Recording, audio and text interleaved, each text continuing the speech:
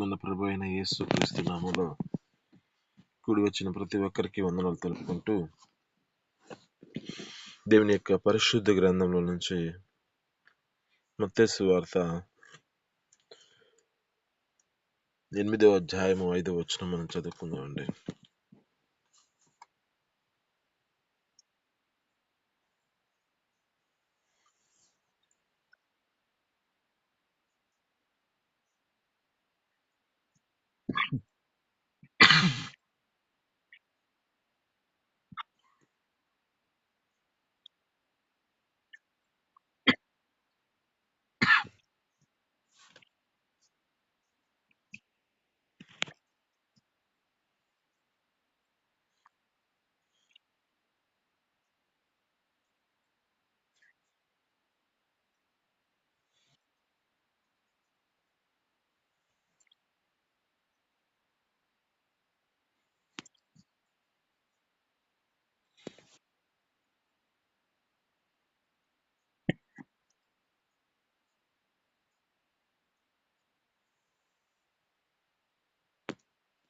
ఆమేన్. హల్లెలూయా.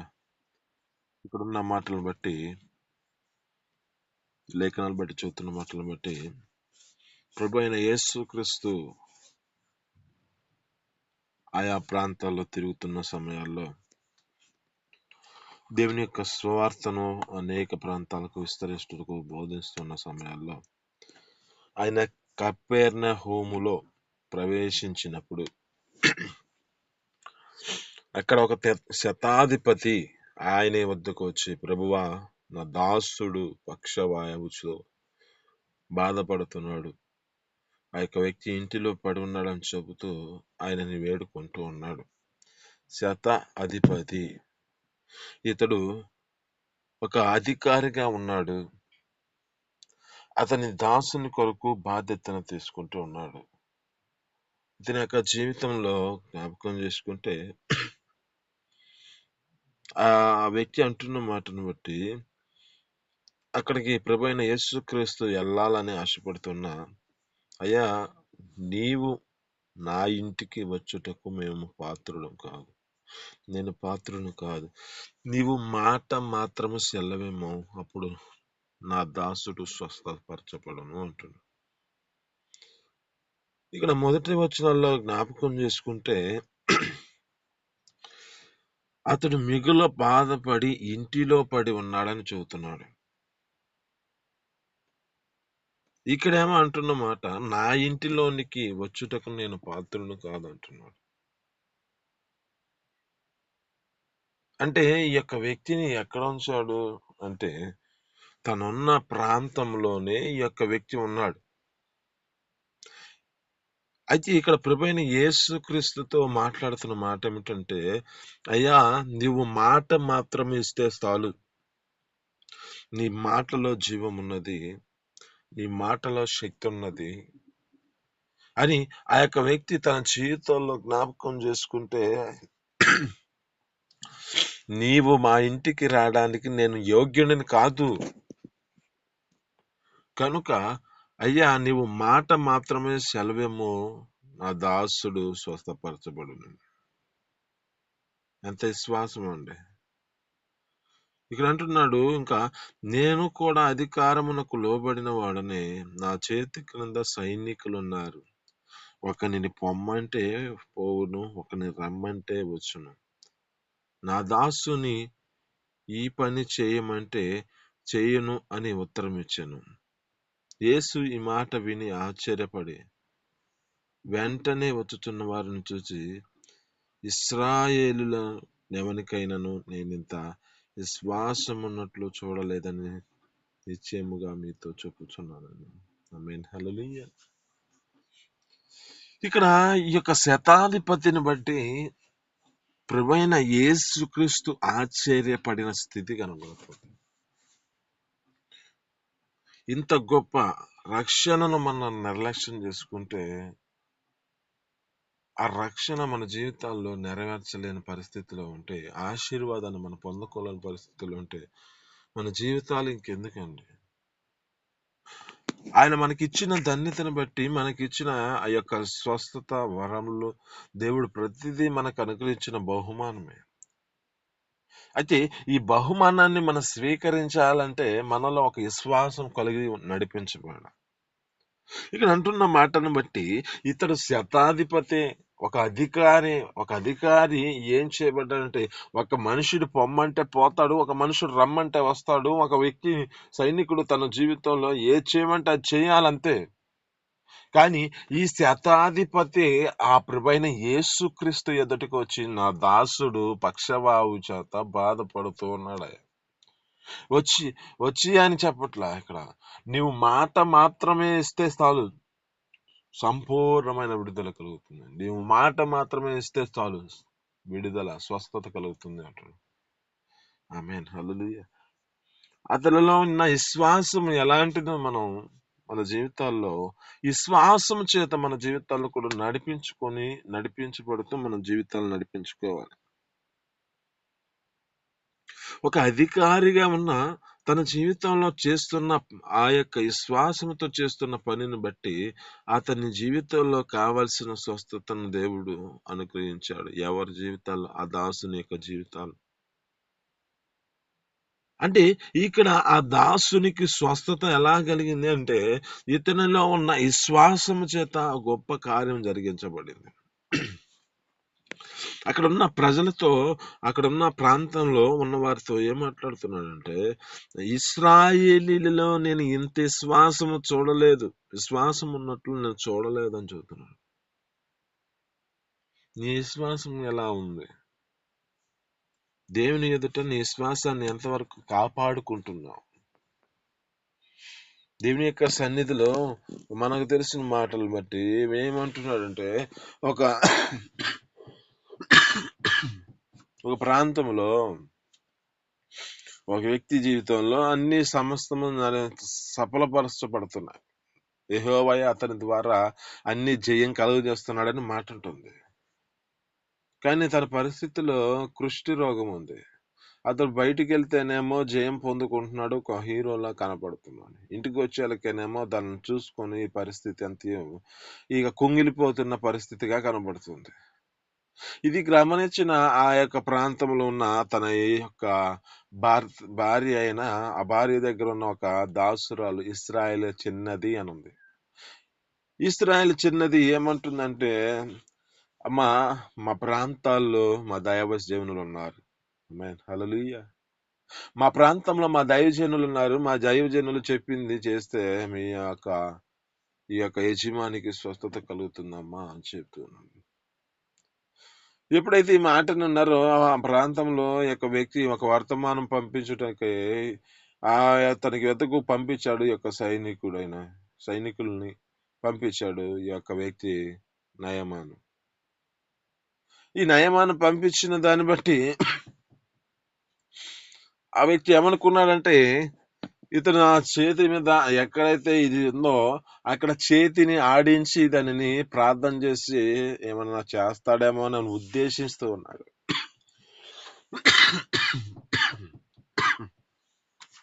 అంటే ఇక్కడ ఏం చేయబడుతుంది అంటే,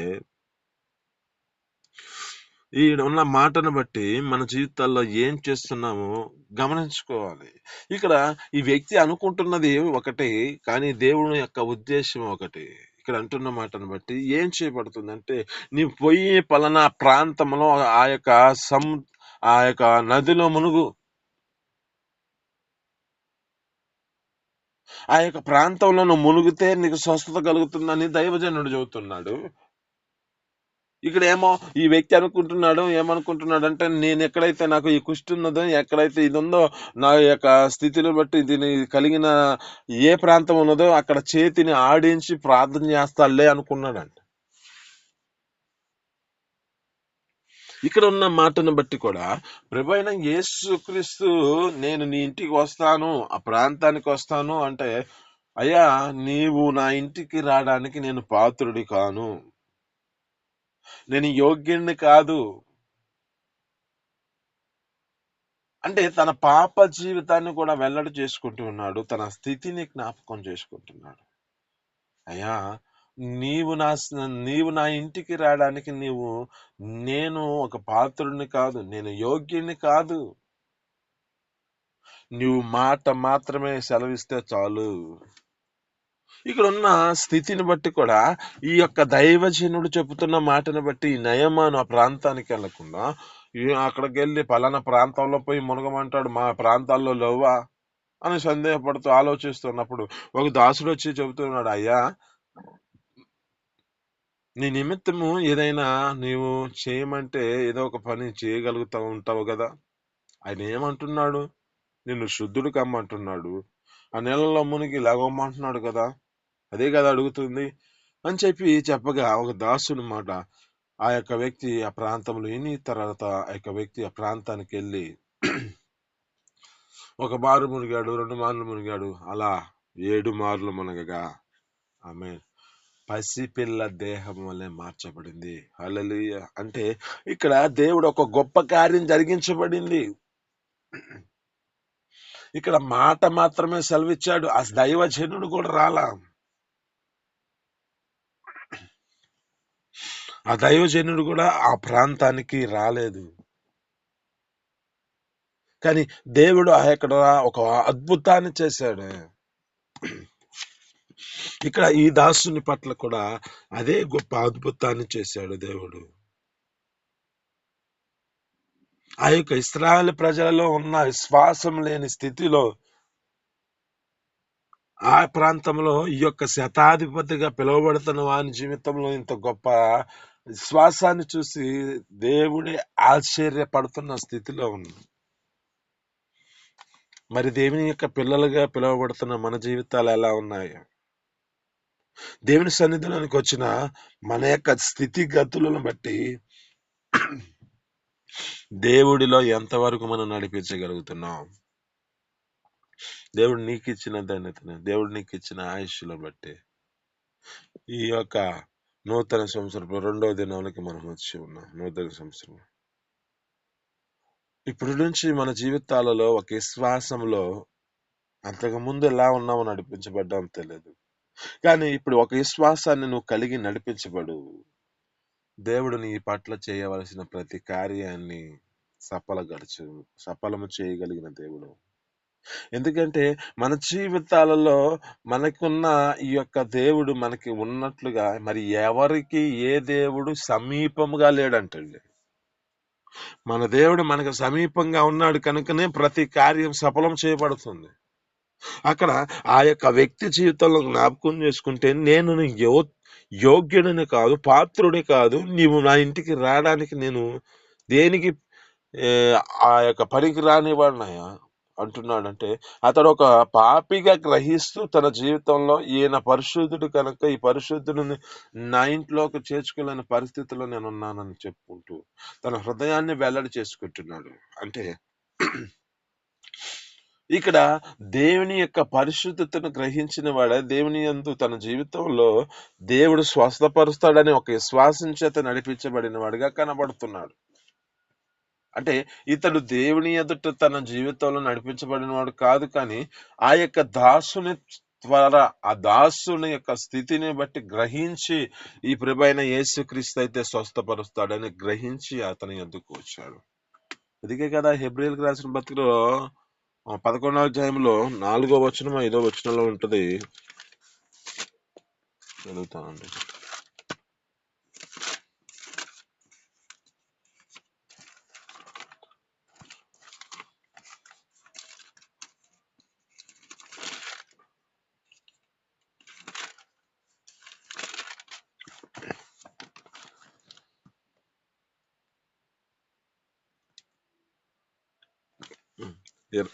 ఆరో వచనం చదువుకుంటే, విశ్వాసం లేకుండా దేవునికి ఇష్టమైనట అసాధ్యము, దేవుని యొద్దకు వచ్చేవాడు ఆయన ఉన్నాడని, ఆయన ఎతుకునే వారికి ఫలము దయచేయవాడని నమ్మవలను కదా. ఆమేన్, హల్లెలూయా. ఇక్కడ ఉన్న మాటలు బట్టి విశ్వాసము లేకుండా దేవునికి ఇష్టలై ఉండట అసాధ్యము. కానీ ఇక్కడ మన జీవితాల్లో దేవుని యొద్దకు వచ్చిన మన జీవితాల్లో ఎలా ఉండాలంటే ఆయన ఉన్నాడు. ఆమేన్, హల్లెలూయా. తనను వెతికిన వాడికి ఫలము దయచేస్తాడు అని నమ్మి ఉండాలి. వీరిలో ఎంత గొప్ప నిరీక్షణ ఉందండి ఈ యొక్క వ్యక్తిలో. ఈ శతాధిపతిలో ఎంత విశ్వాసం చేత నడిపించబడుతూ ఉన్నాడు. నీవు మాట మాత్రమే సెలవిమ్ము, నా దాసుడు స్వస్థపరచబడతాడు, నా దాసుడు విడుదల చేయబడతాడు, ఆ రోగం నుంచి విడుదల కలుగుతుంది అది ఒక గొప్ప విశ్వాసముతో కొనసాగించబడుతున్న వ్యక్తిగా కనబడుతున్నాడే. మరి మన జీవితాల్లో ఈ శ్వాసం ఉన్నదా? పేరుకి మన దేవుని యొక్క సన్నిధిలో ఒక శ్వాసి అని పేరు మనకు పిలువబడుతున్న మనలో అంత గొప్ప రక్షణ, ఆ గొప్ప విశ్వాసం చేత మనం నడిపించబడుతున్నామా? ఇక్కడికి జ్ఞాపకం చేసుకుంటే దేవుని యొక్క మాటలలో చాలా జాగ్రత్తగా గమనిస్తే ఎంత ఆంతర్యం ఉన్నదో మనం గ్రహిస్తే ఇక్కడ మాట మాత్రము అంటే ఈ మాటలో ఆ శక్తి చేత నింపబడిన వాడికి కనబడుతుంది. ఇక్కడ జ్ఞాపకం చేసుకుంటే నయమాని యొక్క జీవితంలో కూడా ఒక మాట మాత్రమే సెలవిచ్చాడు దైవ జనుల ద్వారా. ఆ యొక్క దాసుడు, ఆ యొక్క వ్యక్తి ఆ ప్రాంతంలోకి వెళ్ళి 7 మార్లు మునిగి పసిపిల్ల దేహం వల్లే మార్చబడి తన జీవితాన్ని గ్రహించాడే. మరి ఇక్కడ మన జీవితాల్లో ఏం చేస్తున్నాం? మన విశ్వాసము ద్వారా దేవుడు ఆశ్చర్యపడే స్థితిలో నడిపించబడుతున్నామా, లేక మన జీవితాల్లో ఆ విశ్వాసంలో కొద్దిగా కృంగిపోతున్న జీవితాలతో అల్ప విశ్వాసంతో నడిపించబడుతున్నామా? దేవుని ఎదుట ఏదైనా అడగాలంటే దిమానుష్కుడుగా అడగొద్దు అంటున్నాడు. అందుకే 2 మనసులు కలిగి నువ్వు అడిగితే ఏది నీకు దొరకదని ప్రభు చెబుతున్నాడు. తనకేమైనా దొరుకునని, తన జీవితంలో ఏదైనా దొరుకుతుందని ఆశపడొద్దు అంటున్నాడు. ఇక్కడే అండి జ్ఞాపకం చూసుకుంది యాకోబు రాసిన పత్రికలో మాట్లాడతాడు. 6-7 వచనం చదువుకుంటే, అట్టి మనుషుడు దిమానుషుకుడై తన సమస్త మార్గములందు అస్థిరుడు కనుక ప్రభు వలన తనకి ఏమైనా దొరుకునని తలంచుకొనరాదు. అంటే మన జీవితాలలో 2 మనసులు కలిగి నేను స్వస్థపరుస్తాడా అని ఈ 2 సందేహాలతో నీ జీవితంలో నడిపించబడకూడదు. ఒక గొప్ప విశ్వాసంతో నడిపించబడాలి. అందుకే విశ్వాసం లేకుండా దేవునికి ఇష్టలై ఉండుట సాధ్యము. దేవుడు యొద్దకు వచ్చేవారు ఆయన ఉన్నాడని, ఆయన ఫలం దయచేస్తాడని నమ్మి ఉండవలెను కదా అంటున్నాడు. మరి మన జీవితంలో ఆ నమ్మకమత్వంలో ఎంతవరకు కొనసాగించబడుతున్నావు? ఇంతవరకు నీ జీవితంలో శ్రమలు వస్తేనేమో దేవుణ్ణి విడిచిపెడుతుంటావు. నీ జీవితంలో ఇది కార్యము సఫలం చేయ పరిస్థితి ఏదైనా నీ జీవితంలో ఒక సమస్య వస్తే ఆ సమస్య కొంచెం అది నీ జీవితంలో కొనసాగించబడుతున్నా నీవేం చేయబడుతున్నావు అంటే నీ విశ్వాసములో అల్ప విశ్వాసానికి వెళ్ళిపోతూ ఉన్నావు. ఇది కార్యం జరగదనుకుంటా, ఎన్ని రోజులైంది, ఎన్ని సంవత్సరాలైంది, ఇన్ని పరిస్థితుల్లో దేవుడు తగిన సమయంలో ఆ కార్యాన్ని సఫలం చేస్తాడు. కానీ మన జీవితాల్లో నిలకడ కలిగిన జీవితం ఉందా?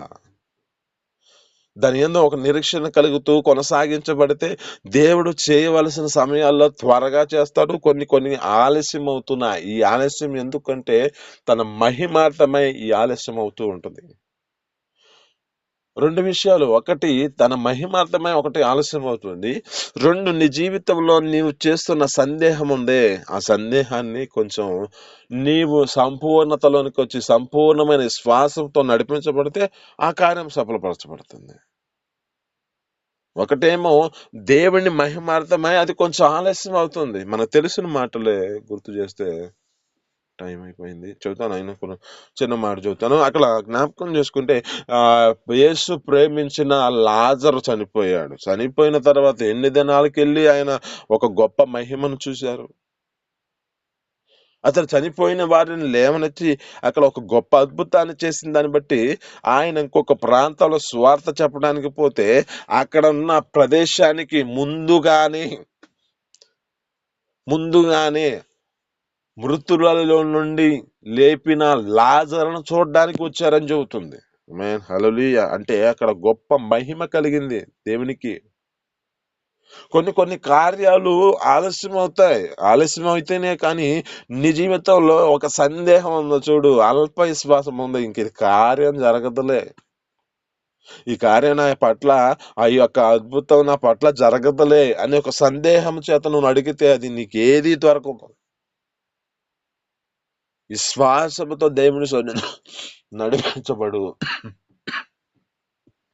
దేవుడు చేయవలసిన ప్రతి కార్యాన్ని సఫలం చేస్తాడు.